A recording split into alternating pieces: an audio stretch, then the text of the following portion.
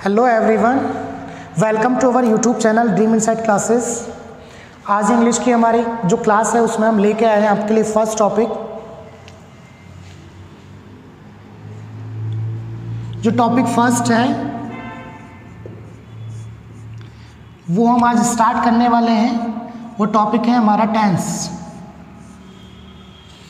Tense topic आज की class में हम समझेंगे। पहले टेंस के बारे में थोड़ा सा देख लेते हैं कि टेंस, जानता हूं कि आपने टेंस पढ़े हैं, 6th 7th 8th 9th 10th 11th सभी क्लासेस में आप टेंस पढ़ते हैं। तो अभी तक आपने जो टेंस पढ़े थे वो एकेडमिक पर्पज से पढ़े थे, तो एकेडमिक पर्पज से पढ़े थे। लेकिन यहां हम जो पढ़ेंगे या कंपटीशन के पर्पज से पढ़ेंगे। यहाँ हम जो टेंस पढ़ने वाले हैं यहाँ कंपटीशन के पर्पज से पढ़ने वाले हैं। अभी तक जो आपने पढ़े हैं अगर तो वो एकेडमिक पर्पज से पढ़े होंगे, स्कूल में या कॉलेजेस में आपने जहाँ भी पढ़े हैं। तो जान लेते हैं कि टेंस जो है उसको क्या होता है टेंस, और टेंस जो है उसको कहते क्या है। तो बच्चे कहते हैं कि सर हिंदी में हम टेंस को क्या कहते हैं, काल। ऐसा ही कहते हैं बच्चे, हिंदी में टेंस को क्या कहते हैं, काल। देखिए आप जो ये अगर कह रहे हैं तो आप इसको गलत तो कह रहे हैं और गलत ही इसको समझ रहे हैं, क्योंकि काल अगर आप इसको कहते हो तो काल का मतलब होता है टाइम। वजह कि काल जो है वो क्या होता है, समय। समय भी काल का ही पर्यायवाची है जब आप हिंदी देखते हो तो इसको बोलते हैं टाइम। और यानी कि आप ये कहना चाह रहे हो कि time equal to tense. Time और टेंस एक ही चीज है, जबकि टाइम और टेंस एक चीज नहीं है। इस चीज़ को आप समझिएगा, जबकि टाइम और टेंस एक चीज़ नहीं है। जो टेंस है एक्चुअली इसका मतलब जो होता है वो होता है कालखंड। हम इसको टाइम पीरियड कहते हैं, और period of time, time period या पीरियड ऑफ टाइम। तो पीरियड ऑफ टाइम और टाइम में फ़र्क होता है। कभी भी हम टेंस की जगह पर टाइम या टाइम की जगह पर टेंस यूज नहीं कर सकते। आपने देखा है कभी किसी को, जैसे कोई लोग ऐसे कहते हैं कि 5 मिनट का टाइम दीजिए मैं अभी आता हूँ, तो आप वहाँ पे कह सकते हैं कि 5 मिनट का टेंस दीजिए मैं अभी आता हूँ, नहीं कह सकते। आप कह दीजिएगा, मान लीजिए 2 घंटे का टाइम लगेगा मुझे अभी आने में, तो आप ये कह सकते हैं 2 घंटे का टेंस लगेगा मुझे अभी आने में, बिल्कुल नहीं कह सकते, बिल्कुल गलत हो जाएगा आपका। तो tense is the period of time, tense is the period of time. और टेंस, जब भी हम टेंस की बात करते हैं तो पीरियड ऑफ टाइम के दौरान एक्शंस का होना, पीरियड ऑफ टाइम के दौरान एक्शंस का होना, जब भी हम टेंस की बात करेंगे पीरियड ऑफ टाइम के दौरान एक्शंस का होना, तो ये चीज़ें हमें थोड़ा सा ध्यान रखनी है। और एक्शंस जो होते हैं तो हम उनको जब भी डिनोट करते हैं तो उसके लिए हमें हेल्पिंग वर्ब और मैन वर्ब की ज़रूरत पड़ती है। एक्शंस यानी कार्य, जो आपके एक्शंस यानी कार्य। तो टेंस जब भी हम पढ़ेंगे तो टेंस में पीरियड ऑफ टाइम वाली चीज़ें होती हैं जिसमें एक्शंस का होना जनरली दर्शाया जाता है, जो हेल्पिंग वर्ब और मैन वर्ब से डिनोट हम करते हैं उसको। तो हेल्पिंग वर्ब और मैन वर्ब की हमें उसके लिए ज़रूरत पड़ती है। यहाँ तक चीज़ें क्लियर होती हैं हमारे। अब हम देखते हैं कि ये जो पीरियड ऑफ टाइम है, ये पीरियड ऑफ टाइम जो है आपका पास्ट भी हो सकता है, और ये पीरियड ऑफ टाइम आपका प्रेजेंट भी हो सकता है, और ये पीरियड ऑफ टाइम आपका फ्यूचर भी हो सकता है। इसीलिए आप कहते हैं कि टेंस जो है 3 होते हैं, पास्ट, प्रेजेंट और फ्यूचर। अब देखिए इस बात को आप थोड़ा सा समझिए कि हम जब भी टेंस की बात करेंगे तो वहाँ पे एक्शंस का होना, ये बात यानी कि कार्य का होना समझ में आना चाहिए, ये चीज़ें ज़रूरी है। तो ये तो हमने देख लिया कि जो पीरियड ऑफ टाइम है, ये जो हम बात कर रहे हैं ये पीरियड ऑफ टाइम की बात कर रहे हैं। पीरियड ऑफ टाइम जो है वो पास्ट, प्रेजेंट और फ्यूचर आपके तीनों हो सकते हैं, बिल्कुल हो सकते हैं। लेकिन अगर मान लीजिए सिर्फ एक्शन का होना हम पास्ट में दर्शाएं, अब पास्ट तो तभी से शुरू हो जाता है जब से ओरिजिन ऑफ द अर्थ, जब से पृथ्वी का उद्भव हुआ था, जब से जीवन संभव हुआ था, जब से जीवन प्रारंभ हुआ था, स्टार्ट हुआ था, तभी से पास्ट लेके है, और कल तक जो अभी गुजरा है तब तक का पास्ट है। अब इतने लंबे टाइम पीरियड के लिए, इतने लंबे पीरियड ऑफ टाइम के लिए सिर्फ आप ये कह दें कि पास्ट है और सिर्फ एक ही तरीके से हम उसमें जो भी एक्शंस हुए थे उन सभी एक्शंस को हम सिर्फ एक ही तरीके से दर्शा देंगे तो ये तो गलत हो जाएगा। आप एक्शंस को एक ही तरीके से नहीं दर्शा सकते। मान लीजिए आप ये दर्शाना चाहते हो कि पास्ट में कोई एक्शन प्रोग्रेस में था, आज से 4 साल पहले या आज से 2 दिन पहले या आज से 2 महीने पहले कोई एक्शन जो था, एक्शन वॉज इन प्रोग्रेस, जो एक्शन था वो प्रोग्रेस में था। किसमें था? प्रोग्रेस में, यानी कि जारी था, कंटिन्यूटी में था, प्रोग्रेस में था। और एक आप ये कहते हो कि एक्शन हुआ था, एक तो आप ये कह रहे हो कि एक्शन प्रोग्रेस में था, एक आप कहते हो कि एक्शन हुआ था। जैसे मान लीजिए मैं आपसे कहूँ कि I was teaching English yesterday this time, मैं कल इस समय इंग्लिश पढ़ा रहा था, तो ये तो यस्टरडे यानी कि पास्ट में एक्शन प्रोग्रेस में था। लेकिन अगर मैं कहूँ आई टॉट इंग्लिश यस्टरडे, मैंने कल इंग्लिश पढ़ाई, तो ये चीज़ एक अलग है, ये एक्शन अलग तरह का हो गया कि वो पढ़ाया, यानी कि एक्शन हुआ। एक में तो एक्शन प्रोग्रेस में था, एक में एक्शन हुआ। तो ये जो एक्शंस हैं इनको सिर्फ हम पास्ट, प्रेजेंट या फ्यूचर कह के नहीं दर्शा सकते। ये पास्ट, प्रेजेंट और फ्यूचर जो हैं ये क्या है? ये एक्शन को नहीं दर्शा रहे। ये जो पीरियड ऑफ टाइम है, ये पीरियड ऑफ टाइम के पार्ट्स हैं। जनरली इस चीज़ को आप समझिएगा, ये पास्ट, प्रेजेंट और फ्यूचर एक्शंस को नहीं दर्शा रहे। ये पास्ट, प्रेजेंट और फ्यूचर जो पीरियड ऑफ टाइम है ये इसके पार्ट्स हैं, तभी तो हम टेंस के पार्ट्स बोलते हैं इसको। Tense means period of time, तो पीरियड ऑफ टाइम के पार्ट्स हैं मीन्स टेंस के पार्ट्स हैं ये तीनों। तो एक्शंस को अगर हमें दर्शाना है तो एक्शंस को हम 4 अलग तरीकों से दर्शाएंगे। वो 4 अलग तरीके से कौन से हैं जिनसे हम एक्शन को दर्शाएंगे, तो ये चीज़ हमें थोड़ा सा देखना है। तो एक्शंस को हम दर्शाएंगे तो पहला तरीका जो है फर्स्ट, वो है आपका इंडेफिनिट तरीके से, या आप इसको सिंपल बोलते हो। इंडेफिनिट भी बोल सकते हैं इसको, हम सिंपल भी बोल सकते हैं। तो एक तो सिंपल एक्शंस का होना, कोई भी काम है उसका सिंपली होना। जैसे मैंने कहा यस्टरडे आई टॉट इंग्लिश, कल मैंने इंग्लिश पढ़ाया, तो इंग्लिश पढ़ाने का जो एक्शन था, एक्शन क्या हुआ? पढ़ाने का। पढ़ाने का जो एक्शन था वो सिंपली हुआ। इसमें सिर्फ ये दर्शाया जा रहा है कि जो एक्शन हुआ सिंपली वो कल हुआ। ठीक है। दूसरा जो पार्ट होता है वो एक्शन का दर्शाया जाता है एक्शन इन प्रोग्रेस, यानी कि कंटिन्यूअस। दूसरा आपका आता है कंटिन्यूअस। इसमें तो क्या दर्शाया आपका? Action simply happens, action simply होना, एक्शन का सिंपली होना। Weather it is past indefinite, that means past में एक्शन का सिंपली होना, और it may be in present indefinite, that means present में एक्शन का होना, और it may be in future, future indefinite, that means future में एक्शन का सिंपली होना। जब हम बात करते हैं कॉन्टिन्यूअस की, तो कॉन्टिन्यूअस का मतलब होता है action in progress, action in progress. आपका कोई भी एक्शन, आपका कोई भी एक्शन जो प्रोग्रेस में है, यानी कि कंटिन्यूटी में है। इन प्रोग्रेस का मतलब क्या होता है? वो जारी है, उसकी कंटिन्यूटी दर्शाई जा रही है। कि whether it is past continuous means action in progress in past, present continuous means action in progress in present, और future continuous means action in progress in future. तो जब भी ये जो हैं ये आपके, जिनको हम काइंड्स बोलते हैं, इनको हम टेंस के काइंड्स बोलते हैं, टाइप्स नहीं बोलते, समझिएगा। इनके लिए काइंड्स वर्ड अच्छा होता है, तो काइंड्स वर्ड इनके लिए हम यूज़ करते हैं। तो ये जो काइंड्स हैं ये एक्शंस के बेस्ड पर है। एक्शन जो होता है उसके आधारित हम जो ये पीरियड ऑफ टाइम के पार्ट्स हैं, पीरियड ऑफ टाइम यानी कि टेंस के जो पार्ट्स हैं, तो इनमें जितने भी टाइप के एक्शंस होते हैं, तो उन एक्शंस के आधार पर हम 4 काइंड्स में इसको देखते हैं। तो इन तीनों पीरियड ऑफ टाइम है या टेंस है, इन तीनों पीरियड ऑफ टाइम में 4 काइंड से ही एक्शन हो सकते हैं, और कोई 5वां ऐसा काइंड नहीं है जिससे एक्शन होता हो। थर्ड जो काइंड होता है इसका, तो सेकंड हुआ हमारा कॉन्टिन्यूअस, इसका मतलब एक्शन इन प्रोग्रेस।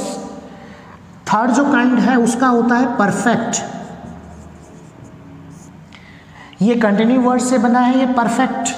परफेक्ट का मतलब होता है कंप्लीट। परफेक्ट जो वर्ड है, परफेक्ट का मतलब होता है कंप्लीट। तो हम जब ये थर्ड पार्ट यानी कि थर्ड काइंड की हम बात करते हैं परफेक्ट, तो परफेक्ट का मतलब एक्शन कंप्लीटेड, एक्शन कंप्लीटेड। अगर ये पास्ट का है, past perfect, it means past में एक्शन का कंप्लीट हो जाना, पास्ट में एक्शन का कंप्लीट हो जाना, ये पास्ट में एक्शन का कंप्लीट हो चुका था। प्रेजेंट के साथ है प्रेजेंट परफेक्ट, तो प्रेजेंट में एक्शन का कंप्लीट हो जाना, यानी कि प्रेजेंट में एक्शन का पूर्ण हो जाना, पूरा हो जाना, हो चुका। फ्यूचर के साथ है फ्यूचर परफेक्ट, फ्यूचर में एक्शन का कंप्लीट हो जाना। जो फोर्थ काइंड है इसका, फोर्थ काइंड जो हम बात करते हैं वो है परफेक्ट कॉन्टिन्यूस। फोर्थ काइंड हमारा कौन सा हो जाता है? Perfect continuous. तो परफेक्ट कॉन्टिन्यूस की हम बात करते हैं, देखिए कॉन्टिन्यूस यहाँ पे भी आ गया, कॉन्टिन्यूस यहाँ पे भी आ गया, तो यानी कि एक्शन इन प्रोग्रेस तो यहाँ पे भी है और एक्शन इन प्रोग्रेस यहाँ पे भी रहेगा। लेकिन परफेक्ट कॉन्टिन्यूस किस तरह से कॉन्टिन्यूस से अलग है, यानी कि दोनों में थोड़ा सा डिफरेंस है कि सिर्फ कॉन्टिन्यूस की जब हम बात करते हैं तो उसमें सिर्फ वही एक्शन दर्शाए जाते हैं जो प्रोग्रेस में है, लेकिन उसके साथ साथ जब हम परफेक्ट कॉन्टिन्यूस की बात करते हैं तो एक्शन वो तो दर्शाए जाएंगे जो प्रोग्रेस में है, लेकिन उसके साथ वो भी दर्शाया जाएगा कि वो एक्शन जो है स्टार्ट कब से हुआ। इसीलिए हम बोलते हैं कि जो परफेक्ट कॉन्टिन्यूस है, action starts from a point of time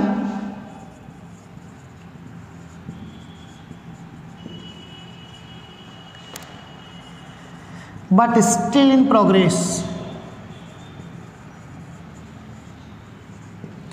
action in progress तो है, समझिएगा, यहां पे भी एक्शन इन प्रोग्रेस में है, यहां पे भी एक्शन इन प्रोग्रेस में है, लेकिन इसमें स्टार्ट कब से हुआ वो नहीं बताया जा रहा। इसमें स्टार्ट एक पॉइंट ऑफ टाइम से हुआ, तो स्टार्ट होने वाला ये पॉइंट ऑफ टाइम भी इसमें बताया जाता है।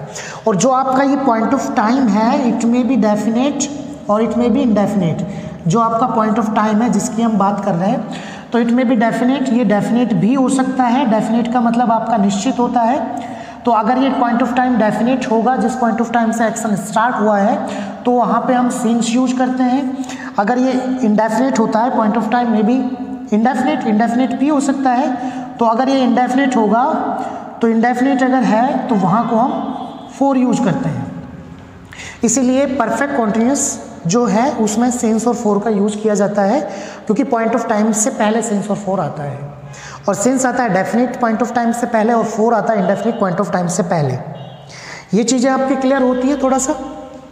अब जो आपका डेफिनेट टाइम होता है, जनरली क्या होता है? डेफिनेट मतलब ऐसा टाइम जिसको हम कैलकुलेट कर सकें, जिसको हम कैलकुलेट कर सकें। तो जैसे डेफिनेट टाइम है आपका, मान लीजिए आपको कोई भी नेम ऑफ डे दे दिया, नेम ऑफ डे दे दिया या नेम ऑफ डेट दे दिया, तो वो आपका डेफिनेट टाइम हो जाएगा। मान लीजिए मैं आपसे कहूँ I have been teaching English since last Monday, मैं लास्ट मंडे से इंग्लिश पढ़ा रहा हूँ, तो आप लगा सकते हैं, कैलकुलेट कर सकते हैं कि आज मान लीजिए क्या है, सपोज करो आज वेंसडे है, तो कल यानी कि 2 दिन पहले से, लास्ट मंडे तो यही था 2 दिन पहले वाला, तो आप कैलकुलेट कर सकते हैं उसको। अगर मैं आपसे कहूँ डेट कोई भी दे दूँ, I have been teaching English since 1 January, मैं 1 जनवरी 2020 से इंग्लिश पढ़ा रहा हूँ, तो आप उसको भी कैलकुलेट कर सकते हैं कि मैं 1 जनवरी 2020 कब से था और आज क्या है, तो कैलकुलेट कर सकते हैं। तो नेम ऑफ डे है, नेम ऑफ डेट है, या आपका नेम ऑफ मंथ है, नेम ऑफ ईयर है, ये सारे आपके डेफिनेट टाइम हो जाते हैं। साथ ही साथ जो मॉर्निंग है, मॉर्निंग, इवनिंग, इस तरह के जो टाइम होते हैं ये भी डेफिनेट टाइम में ही आते हैं। तो ये चीज़ें हम देखने से हमें पता चलता है कि जो टेंस होता है बेसिकली उसको हम पीरियड ऑफ टाइम बोलते हैं, और वो टेंस के जो पार्ट्स होते हैं, यानी कि पीरियड ऑफ टाइम के जो पार्ट्स हैं वो 3 हैं, पास्ट, प्रेजेंट और फ्यूचर। बट जो हम टेंस पढ़ते हैं वो हम एक्शंस को शो कर, टेंस से जो हम एक्शन शो किए जाते हैं हम उस चीज़ को पढ़ते हैं। टेंस से जो एक्शंस शो किए जाते हैं हम उस चीज़ को पढ़ते हैं, और एक्शंस को डिनोट करने के लिए हेल्पिंग वर्ब और मैन वर्ब का लगाया जाना जरूरी होता है। हेल्पिंग वर्ब और मैन वर्ब आती हैं जो हमें बताती हैं कि ये जो एक्शंस हुआ वो किस पीरियड ऑफ टाइम में हुआ, ठीक है। तो ये जो एक्शंस को किया जाता है या एक्शंस का जो होना है वो 4 तरीके से एक्शंस का होना होता है, यानी कि एक्शन जो होते हैं यानी कि कार्य जो किया जाता है या कार्य जो होता है वो 4 तरीके से होता है, और वो चारों तरीके इन तीनों पीरियड ऑफ टाइम में या तीनों टेंसेज में यूज किए जाते हैं। इसलिए past indefinite, past continuous, past perfect continuous, present indefinite, present continuous, present perfect continuous, future indefinite, future continuous, future perfect continuous. तो 4 पार्ट इसके, 4 इसके, तो टोटल जो हमारे टेंस हो जाते हैं वो 12 हो जाते हैं। 4 4 4 12 हो जाते हैं। तो ये चीज़ें आपको ध्यान रखनी है कि इंडेफिनिट सिंपली एक्शन को दर्शाता है, continuous action in progress, perfect जो है आपका action completed, perfect continuous action starts from a point of time but still in progress, और पॉइंट ऑफ टाइम जो है आपका इट में भी डेफिनेट, इट में भी इंडेफिनिट। अगर डेफिनेट हुआ तो उससे पहले सिंस का यूज करना होता है, और अगर इंडेफिनिट हुआ तो उससे पहले फॉर का यूज करना होता है। और डेफिनेट क्या होता है जिसको हम कैलकुलेट कर सकते हैं, जैसे एग्जांपल्स के तौर पे मैंने आपको बताया है। इंडेफिनिट क्या होते हैं जिसको हम कैलकुलेट नहीं कर सकते, जैसे मान लीजिए मैं आपसे कहूँ I have been teaching English for last 5 days, मैं पिछले कुछ दिनों से इंग्लिश पढ़ा रहा हूँ, तो ये तो डेफिनेट नहीं है, इंडेफिनिट है। पिछले कुछ दिनों में आपके 2 दिन, 4 दिन, 10 दिन, 20 दिन, महीने, 6 महीने, साल, 1.5 साल, कुछ भी हो सकता है। अगर मैं आपसे कहूँ I have been teaching English since last few years, मैं पिछले कुछ सालों से इंग्लिश पढ़ा रहा हूँ, तो ये भी आपका इंडेफिनिट हुआ। तो ये चीज़ें हम आगे चलते हैं।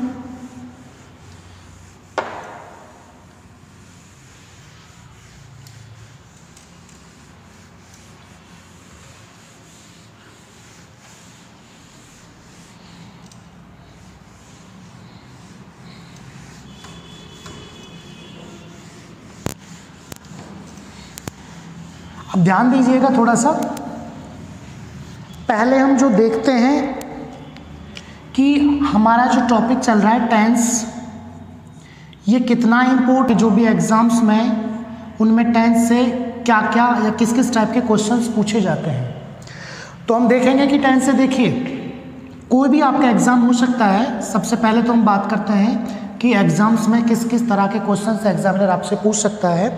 तो हो सकता है आपके कंपटीशन के एग्जाम्स में, मान लीजिए कोई भी आपका कॉम्पिटिटिव एग्जाम्स में आपके क्वेश्चन या तो आपसे पूछ लिया, जनरली तो एरर वाले पार्ट में पूछता है वो। एसएससी का जो भी एग्जाम्स होता है, जैसे चाहे वो एमटीएस का हो, चाहे वो सीएचएसएल का हो, चाहे वो सीजीएल का हो, जनरली इन एग्जाम्स में वो एरर से क्वेश्चन पूछता है। बैंकिंग के एग्जाम्स में भी एरर से क्वेश्चन पूछता है, या डिफेंस के कई एग्जाम्स होते हैं जैसे एयरफोर्स है या नेवी है, तो डिफेंस के जो भी एग्जाम्स हैं, चाहे आपके एयरफोर्स हो या आपके नेवी हो, तो वहाँ आपसे एरर से भी पूछ सकता है, या आपसे वो फिलअप्स के भी क्वेश्चन पूछ सकता है। दूसरा तरीका आपका फिलअप्स, हाई कोर्ट के एग्जाम्स में, जैसे राजस्थान हाई कोर्ट का भी होने वाला है एलडीसी का, या डिफेंस के जो भी एयरफोर्स नेवी के एग्जाम्स में आपसे फिलअप्स के भी पूछ सकता है। और तीसरा है अंडरलाइन इम्प्रूवमेंट, तो टेंस से आपके अंडरलाइन इम्प्रूवमेंट से भी क्वेश्चन वो एग्जामिनर पूछ सकता है। मैंने आपको पिछली क्लास में भी बताया था कि आपका ग्रामेटिकली किसी पार्ट में या किसी वर्ड में एरर होगा तो उसको अंडरलाइन करके आपसे कह देगा कि फाइंड दी या improve the underline part of the following sentence, जो नीचे का सेंटेंस है उसके अंडरलाइन पार्ट को इम्प्रूव करना है। 4 ऑप्शंस आपको मिलेंगे, तो आपको देखना है कि इन 4 ऑप्शंस में कौन सा कैसे आएगा। तो आपसे 3 तरीके से क्वेश्चन पूछ सकता है, जनरली एरर से पूछता है, या फिलअप से पूछे, या अंडरलाइन से आपसे पूछे। फिलअप्स में खाली जगह वो फिलअप्स दे देगा और फिर 4 ऑप्शन दे देगा कि उन ऑप्शंस में क्या क्या सही है, ग्रामेटिकली कौन सा आना चाहिए।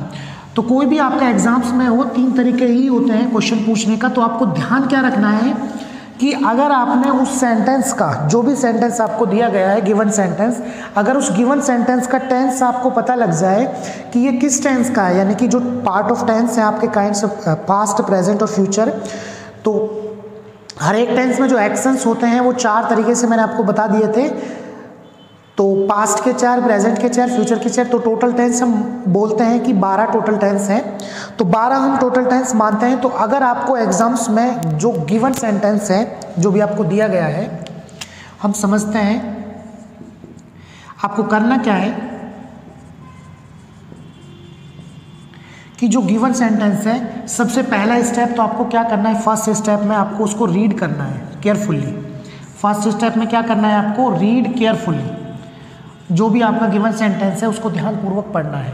बहुत ज़्यादा टाइम आपको मिलता नहीं है, एक क्वेश्चन में लगभग आपको 48 सेकंड आपको मिलते हैं, उसमें आपको वो पढ़ना भी है और आंसर भी उसका फाइंड करना है और आंसर टिक भी लगाना होता है।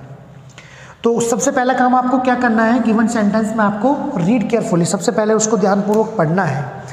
हल्के से ग्लैंस, जिसको झलक जिसको बोलते हैं, सेंटेंस को आप जल्दी से देखिए, पढ़िए। फिर जैसे ही आप उसको पढ़ लोगे तो आपको सेकंड स्टेप उसका क्या करना है, सेकंड स्टेप में आपको क्या करना है, सेंटेंस को पढ़ते ही आपको उसका टेंस फाइंड करना है। क्या करना है, फाइंड द टेंस। आपको टेंस फाइंड करना है, टेंस का पता लगाना है कि ये जो गिवन सेंटेंस, जो दिया गया सेंटेंस है, इसका कौन से टेंस है इसमें, यानी कि कौन से टेंस इसमें, टेंस की हम बात कर रहे हैं, टेंस का है तो आपको टेंस का उसका पता लगेगा। जैसे आपको पता लगेगा कि आप शायद गलत यूज कर रहे हो या इसमें गलत दिया हुआ है तो टेंस।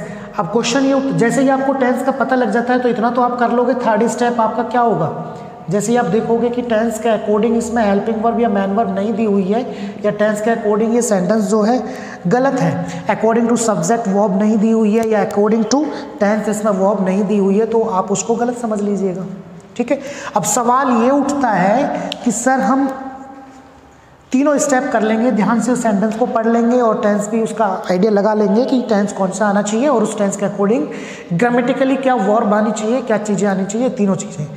अब सवाल ये उठता है कि आप टेंस को पता कैसे लगाओगे, जो आप टेंस फाइंड करोगे वो कैसे ढूंढोगे, आप जो टेंस फाइंड करोगे वो टेंस आप कैसे फाइंड करोगे, हाउ। उसमें ऐसा तो है नहीं कि एग्जामिनर आपको कुछ हिंट देगा, आपको कहीं ना कहीं किसी कोने में लिख देगा कि ये उस टेंस का है या उस टेंस से है या उस कॉम्बिनेशन से है, नहीं, बिल्कुल नहीं देगा। आपको फाइंड कैसे करना है, पहला काम फाइंड करने का पहला तरीका, उस सेंटेंस का यूजेज देखो कि वो सेंटेंस किस सेंस में यूज किया गया है, किस अर्थ में वो सेंटेंस जनरली यूज, जो प्रैक्टिकली जो हम बात करते हैं, जो अपने टेंस होते हैं 12 जो टेंस जिनकी हमने बात की है, यानी कि 3 इनके टाइप्स हैं और 4 काइंड्स हो जाते हैं। तो हर एक जो टेंस है, हर एक टेंस का अपना अलग अलग सेंस में यूज किया जाता है। जैसे फॉर एग्जांपल हम बात करते हैं कि यूनिवर्सल ट्रूथ के सेंस में कौन सा टेंस जनरली यूज किया जाता है, तो जब भी हम बात करेंगे यूनिवर्सल ट्रूथ के लिए तो प्रेजेंट इंडेफिनिट हमेशा यूज किया जाता है। तो आपको पता लग गया कि मान लीजिए सेंटेंस के अर्थ से आपको पता लग गया कि इस सेंटेंस में यूनिवर्सल ट्रूथ दी गई है, तो आप पता लगा सकते हैं कि अगर यूनिवर्सल ट्रूथ दी गई है दैट मीन्स ये प्रेजेंट इंडेफिनिट का है, और अकॉर्डिंग टू प्रेजेंट इंडेफिनिट इसमें क्या तो वर्ब आनी चाहिए और सेंटेंस किस अकॉर्डिंग सब्जेक्ट और वर्ब का एग्रीमेंट होना चाहिए, क्या चीज़ें इसमें आनी चाहिए, वो चीज़ें फिर आप क्लियरली आसानी से समझ सकते हो। ठीक है। तो सबसे पहला काम आपका क्या होगा कि टेंस फाइंड करने के लिए सबसे पहले आप यूजेस देखोगे किस सेंस में यूज किया गया है उस सेंटेंस को, जो गिवन सेंटेंस है उसको किस अर्थ में यूज किया गया है, यूनिवर्सल ट्रूथ के अर्थ में या कोई अन्य किसी भी अर्थ में यूज कर सकता है वो, और सभी टेंस के अपने अपने अलग अलग डिफरेंट यूजेस हैं, जो जैसे ही हम टेंस आगे करके पढ़ते चलेंगे तो उनका यूजेस हमें पता लगता चला जाएगा कैसे कैसे यूजेस होते हैं। मान लीजिए यूजेस से भी नहीं पता चलता है तो एडवर्ब्स जो होती हैं, एडवर्ब्स ऑफ टाइम्स जिनको जनरली हम बोलते हैं adverbs of time, adverbs of time इनको हम कीवर्ड्स भी शॉर्टकट में बोलते हैं कि कीवर्ड से सेंटेंस का पता चल जाता है हमें, जो सेंटेंस टेंस यानी कि एक्शंस का होना, लेकिन डिफरेंट टाइम्स में एक्शंस का होना, यही तो होता है। टेंस में एक्शंस का होना दर्शाया जाता है, लेकिन डिफरेंट पीरियड ऑफ टाइम या डिफरेंट टाइम्स में एक्शन का होना। तो जब वहाँ पे डिफरेंट टाइम में एक्शन का होना, तो सभी डिफरेंट टाइम्स के लिए यानी कि सभी अलग अलग टेंसेस के लिए अलग अलग एडवर्ब्स होती हैं, जो जिन्हें हम एडवर्ब्स ऑफ टाइम बोलते हैं, जो समय को दर्शाती है, टाइम्स को दर्शाती हैं। तो वो पर्टिकुलरली हर एक टेंस की अपनी फिक्स होती हैं, जिनको हम शॉर्टकट में कीवर्ड्स भी बोल सकते हैं।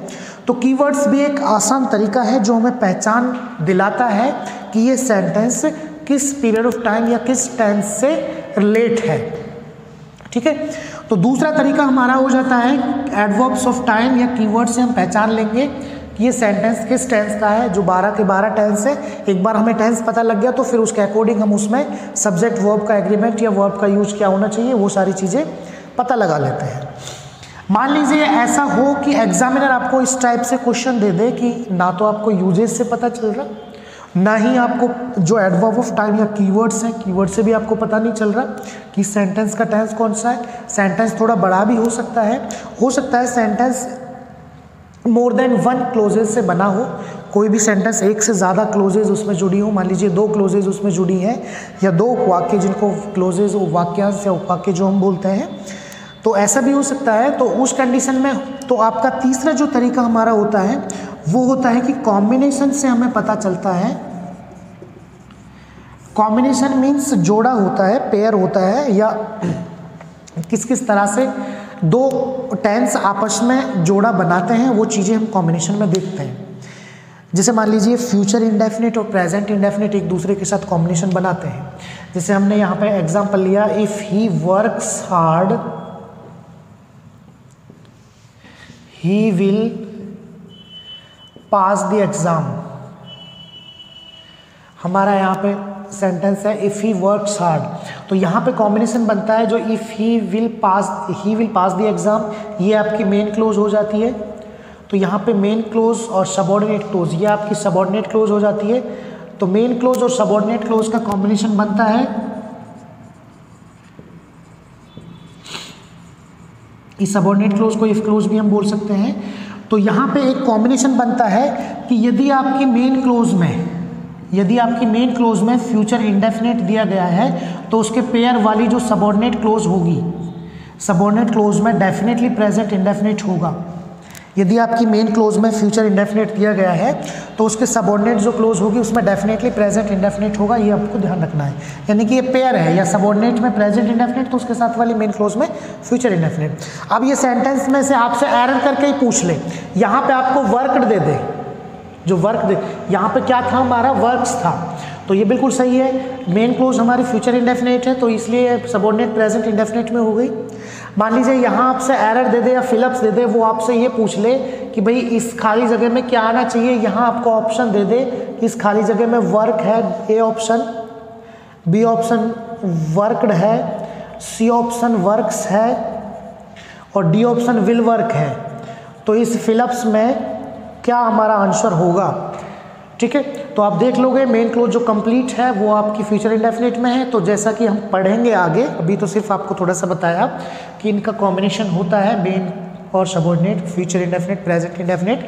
तो फ्यूचर इंडेफिनिट है तो साथ में प्रेजेंट इंडेफिनिट होना चाहिए था, तो सब्जेक्ट ही है तो प्रेजेंट इंडेफिनिट में वर्ब की फर्स्ट फॉर्म प्लस ऐसे ही आना चाहिए ही के साथ। तो हमारा आंसर कौन सा हो जाएगा, ऑप्शन सी। या आपको यहाँ पे वो वर्कड करके दे दे, यहाँ पे आपको कि वर्क दे रखा है, फिर आपसे कहे कि अंडरलाइन पार्ट को इंप्रूव करो, अंडरलाइन कर दे, फिर आपसे कहे इंप्रूव दी अंडरलाइन पार्ट और फिर आपको 4 ऑप्शंस दे दे, तब भी आपका आंसर वही आने वाला है। या आपके यहाँ पे गलत दे दे, वर्क दे दे, फिर इसको एरर में बांट दे, ए पार्ट, ठीक है, बी पार्ट, सी पार्ट और डी पार्ट नीचे लिख दे, तो भी आपका आंसर वही आएगा। जिस पार्ट में ग्रामेटिकली एरर है, इस पार्ट में एरर है, तो ये हमारा आंसर आ जाएगा। एरर वाले पार्ट में फिर ऑप्शन तो होते नहीं है, एरर वाले पार्ट में ऑप्शन की ज़रूरत भी नहीं पड़ती। एरर तो वो ही 4 पार्ट यानी कि 4 ऑप्शंस दे दिए, वहीं पे part A B C D, तो वही सेंटेंस के 4 ऑप्शंस बना दिए। तो यानी कि उन्हीं 4 ऑप्शंस में से कहीं ना कहीं ग्रामेटिकली किसी में एरर है, ठीक है। तो वो चीज़ें थोड़ा सा आपको ध्यान रखना है। तो ये ऐसे ही होता है बिल्कुल जैसे मैंने अभी बताया आपको कि एक तरफ अगर आपकी मेन क्लोज है, यहाँ पे क्या है आपकी, ये मैं आपको इरेज कर देता हूँ थोड़ा सा, मेन क्लोज है, मेन क्लोज आपकी फ्यूचर इंडेफिनिट में दे रखी है, तो उसके साथ वाली जो आपकी सबऑर्डिनेट क्लोज है वो सबऑर्डिनेट क्लोज आपकी प्रेजेंट इंडेफिनिट में होनी चाहिए। तो ये पेयर बन रहा है, कॉम्बिनेशन बन रहा है। अब क्वेश्चन पूछने का वे जो है या क्वेश्चन पूछने का जो पैटर्न है वो कोई भी हो सकता है, अंडरलाइन इंप्रूवमेंट का या एरर का या फिलअप्स का। आंसर आपको टेंस से ही पता चल जाएगा। तो आपको टेंस पता लगा, यहाँ पे फ्यूचर इंडेफिनिट है तो इसका टेंस पता लग गया, प्रेजेंट इंडेफिनिट होना चाहिए। तो हम यही बात कर रहे हैं कि जो गिवन सेंटेंस है उसमें हमें टेंस कैसे पहचाना जाए। तो 3 तरीके मैंने बताए। सबसे फर्स्ट यूजेस बताया, सेकंड ये एडवर्ब्स ऑफ टाइम यानी कि कीवर्ड जिनको बोलते हैं वो तरीका बताया, थर्ड कॉम्बिनेशन हमने बात की कि कॉम्बिनेशन होता है, सेंटेंस थोड़ा बड़ा होता है तो एक से ज़्यादा क्लोजेज उसमें होती हैं और उन क्लोजेज का फिक्स कॉम्बिनेशन होता है। कॉम्बिनेशन यानी कि संबंध या जोड़ा फिक्स होता है। जैसे शूज हम पहनते हैं, स्लीपर हम पहनते हैं, उनके भी जोड़े होते हैं, लेफ्ट एंड राइट। ऐसा थोड़ी होता है कि हम दोनों शूज़ एक ही पैर के ले लें, लेफ्ट के या राइट के, नहीं ले सकते। जैसे मान लीजिए हैंड का हमारा जोड़ा है left hand and right hand, तो मैं आपसे कहूँ ये मेरा लेफ्ट हैंड है तो इसके साथ में कौन सा पेयर है दूसरा, ये मेरा राइट हैंड है तो इसके साथ वाला दूसरा पेयर कौन सा होगा, लेफ्ट का होगा, होगा कि नहीं होगा। तो ऐसे पेयर होता है इनका जिसे हम कॉम्बिनेशन होते हैं। और कॉम्बिनेशन में ही हम जो कंडीशनल सेंटेंस एक अलग टॉपिक है उसको यहीं पे हम समझ लेते हैं, जिससे कि कॉम्बिनेशन वाली चीज़ें हमारे अलग से अच्छे से समझ में आ जाती हैं। तो कंडीशनल सेंटेंस में भी क्या होता है, दो क्लोजेस का कॉम्बिनेशन होता है। कंडीशनल सेंटेंस इसको हम बोलते हैं शर्त वाले वाक्य, तो इसमें भी दो क्लोजेस का कॉम्बिनेशन होता है। तो ये कंडीशनल सेंटेंस भी हम कॉम्बिनेशन में ही पढ़ लेते हैं। तो जो हमारे टेंस होते हैं सेंटेंस में, तो उन टेंस को फाइंड आप तीन ही तरीके से कर सकते हो और कोई तरीका नहीं है जिससे आप सेंटेंस का टेंस फाइंड करो। पहला यूजेज है, फिर एडवर्ब्स ऑफ टाइम या कीवर्ड्स है, दूसरा कॉम्बिनेशन है। सभी टेंसेस के अपने अलग अलग यूजेज होते हैं, 12 के 12 टेंस के अपने अलग एडवर्ब्स ऑफ टाइम या कीवर्ड्स होते हैं और सभी टेंस के अपने अपने कॉम्बिनेशन होते हैं। हो सकता है किसी टेंस का कॉम्बिनेशन ना हो, तो जिन जिन के कॉम्बिनेशंस हैं उनको हम पढ़ लेते हैं और कॉम्बिनेशन में ही हम कंडीशनल सेंटेंस देखते हैं। तो ये तीन तरीके हैं जिनसे टेंस हम फाइंड कर लेंगे और जब हमारा टेंस फाइंड हो जाएगा तो उस टेंस के अकॉर्डिंग हम देख लेंगे कि जो हेल्पिंग वर्ब या मैन वर्ब यानी कि सब्जेक्ट के क्या सब्जेक्ट है और उस सब्जेक्ट के साथ क्या वर्ब आनी चाहिए वो करेक्ट तरीके से है या नहीं। अगर वो नहीं है तो एरर वाले पार्ट में हमारी ग्रामेटिकल एरर हो जाएगी। अगर वो ऑप्शन वाला क्वेश्चन है तो जो ऑप्शंस आपको मिलेंगे जहाँ पे भी ऑप्शंस आपको मिलेंगे तो उन ऑप्शंस में हम ये समझ जाएंगे कि कौन सा ऑप्शन हमारा करेक्ट आंसर होने वाला है। क्लियर हुआ? तो ये चीज़ें मैंने आपको समझाई कि एग्जाम्स में आपके किस किस टाइप के क्वेश्चन पूछे जाते हैं और उन क्वेश्चन को पूछने के लिए सबसे पहले आपको क्या करना है और कैसे आपका करेक्ट आंसर निकलना चाहिए। ठीक है, सबसे पहले आप उनको सेंटेंस जो गिवन सेंटेंस है उसको केयरफुली रीड करोगे, सबसे पहले ध्यानपूर्वक पढ़ोगे और जैसे ही आप उसको रीड करते हो तो आपको टाइम मैनेजमेंट का जरूर ध्यान रखना है। टाइम मैनेजमेंट बहुत ज़रूरी और मोस्ट इम्पोर्टेंट चीज़ है। टाइम मैनेजमेंट, हर क्वेश्चन करने का आप टाइम का थोड़ा सा ध्यान रखिएगा, यानी कि आपको ईच क्वेश्चन यानी कि हर एक क्वेश्चन पर, कोई भी एक आपका क्वेश्चन है, हर एक क्वेश्चन 48 सेकंड्स के आसपास आपको टाइम लगना चाहिए। कोशिश करो कि 40 सेकंड्स के नियर बाई में उसको सॉल्व कर लो, तभी आप उसको विद इन टाइम कर पाओगे पेपर को। अदरवाइज किसी भी एग्जाम्स की अगर आप बात करें तो सब में टाइम लिमिट होता है। तो टाइम मैनेजमेंट का थोड़ा सा ध्यान रखें, आपको टाइम बहुत कम मिलता है, इसलिए सबसे पहले सेंटेंस को थोड़ा सा पढ़िए। जो भी गिवन सेंटेंस है जल्दी से उसको फटाक से पढ़िएगा केयरफुली। पढ़ने के बाद तुरंत उसको देखिएगा, ग्रामेटिकल एरर जो निकालनी है वो क्या है, टेंस रिलेटेड है या कोई अन्य टॉपिक रिलेटेड भी हो सकती है। ठीक है, अन्य टॉपिक में कोई भी ग्रामर का टॉपिक हो सकता है, एरर है, फिलअप्स है, अंडरलाइन है, जो भी है तुरंत फटाक से आप उसका आंसर लगाइए। ऑप्शंस दे रखे हैं तो कौन सा ऑप्शन है, या एरर दे रखा है तो किस पार्ट में ग्रामेटिकली एरर है। क्लियर? तो ये चीज़ें हमने इसका थोड़ा सा देख लिया, टेंस का किस टाइप के क्वेश्चंस पूछे जाते हैं और इसमें होता क्या है। अब हम आगे की क्लासेस में जो टेंस स्टार्ट करेंगे उसमें सबसे पहले हम प्रेजेंट और पास्ट के जो भी इम्पोर्टेंट चीज़ें हैं वो सारी चीज़ें देखेंगे। लेकिन प्रेजेंट और पास्ट में, प्रेजेंट, पास्ट और फ्यूचर तीनों टेंस की जो भी इम्पोर्टेंट चीज़ें हैं उनको देखते हुए हम उनको देखने से पहले एक छोटी सी चीज़ मैं आपको समझाऊँगा, वो आगे की क्लास में आपको समझाने वाला हूँ। वो चीज़ हम समझेंगे कि जो मैंने आपको कंडीशनल सेंटेंस वाली बात कही थी या कॉम्बिनेशन वाली बात कही थी, कंडीशनल सेंटेंस या हमने जो कॉम्बिनेशन वाली बात कही थी वो कॉम्बिनेशन या कंडीशनल सेंटेंस वाली बात क्या है, इसको थोड़ा सा अच्छे से समझते हैं। फिर हमें थोड़ा सा क्या है, आसानी हो जाएगी एक टेंस का दूसरे टेंस के साथ कॉम्बिनेशन की जो चीज़ें हम पढ़ेंगे उनको पढ़ने में। ठीक है, तो यहाँ से हम स्टार्ट करने से पहले एक बार थोड़ा सा कंडीशनल सेंटेंस को देख लेंगे, फिर हमारा आगे का क्लियर होता चला जाएगा। नेक्स्ट क्लास में प्रेजेंट, फिर पास्ट, फ्यूचर को लेके वो चलेंगे। साथ ही साथ आप एक्सरसाइज के क्वेश्चंस में यहाँ पे जैसे बोर्ड पे दूंगा, तो बोर्ड पे तो मैं ज़्यादा दे नहीं सकता, एक लिमिटेड क्वेश्चंस ही आपको सॉल्व यहाँ पे कराऊंगा। जो इसके रिलेटेड जितने भी एक्सरसाइज के क्वेश्चंस हैं, डिफरेंट काइंड्स के जो क्वेश्चंस हैं वो मैं पीडीएफ में बना के आपको पीडीएफ मिल जाएगी। आप हमारे टेलीग्राम चैनल से भी जुड़े होंगे, अगर नहीं जुड़े तो आप टेलीग्राम चैनल से भी जुड़ जाइए। और आप कैसे जुड़ना है वो सारी चीज़ें आपको पता है और हमारी जो मैडम है उन्होंने आपको बता दी होंगी। ठीक है। तो आपको time to time, point to point और जो भी टॉपिक्स हैं सभी की PDF जो आपको एक्सरसाइज की मिलती रहेंगी, आप उनको सॉल्व करिए अपने तरीके से। अगर आपसे सॉल्व नहीं हो तो आप हमसे कमेंट करके पूछें, कोई भी क्वेश्चन या कहीं भी आपको कोई भी प्रॉब्लम आ रही है, ठीक है। तो आज की क्लास में तो सिर्फ इतना ही, हमने आज फर्स्ट टॉपिक स्टार्ट किया टेंस। इसके बाद हम जो मिलते हैं नेक्स्ट क्लास में, नेक्स्ट क्लास में आगे का हम इसी में पढ़ेंगे, इसी पे कई क्लासेस हमारी होंगी, फिर आगे ये टॉपिक ख़त्म होता है, फिर नेक्स्ट टॉपिक हम स्टार्ट करते हैं, ठीक है। आज के लिए इतना ही, थैंक यू, बाय बाय।